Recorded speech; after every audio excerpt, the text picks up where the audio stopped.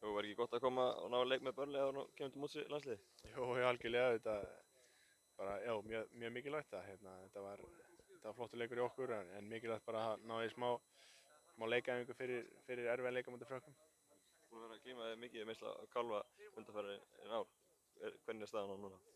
Hann er í góðu standi núna og vonandi helst það bara þannig. Við þetta bara, já, búið að vera smá erfitt svona undanfarnar vikur að díla við þetta en þetta er betra núna og við ætlum að halda þið bara þannig. Hvað þið Gylfi eitthvað búin að ræða hana leik eftir laugardaginn? Náttúrulega vinnur hann Íslendingaslag. Eruð búin að gera upp leikinn? Nei, við erum ekki mann að því að við erum bara að tala saman bara eftir leik og allt í góðu en við hefum spilað nokkuð ofta mútið ykkur öðrum við erum ekkert mikið að stuða hvort annan. Þetta er bara, já, 3 punktar frá okkur sem var auðvitað frábært og erfitt fyrir þá.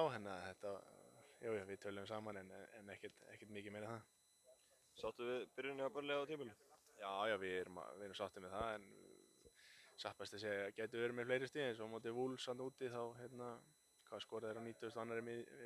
mínútu en við getum svo sem lítið kvartað. Þetta er bara byrjað mjög vel og sérstaklega með við hvernig tímabilið var í fyrra. Það byrjaði mjög illa og við lærðum mikið af því og við erum mjög ánægð með þetta. Talar góðu leikur á laugardaginn. Ertu tilbúin í 90 á föstudaginn? Já, ég spilaði 85 á síðasta leik ég ætti að ná 90 í næsta leik. Við sjáum til hvað þjálfarinn gerir. Hvernig var að fylgjast með landsleikunum í september og úr fjarlæg? Það var erfitt sérstaklega í þessum Albaníuleik. Fannst mér í smá basli þar. Svona smá ólíkt okkur að fá á okkur 4 mörk. Sérstaklega þar sem við skorum líka 2 og það er venjulega nægir okkur.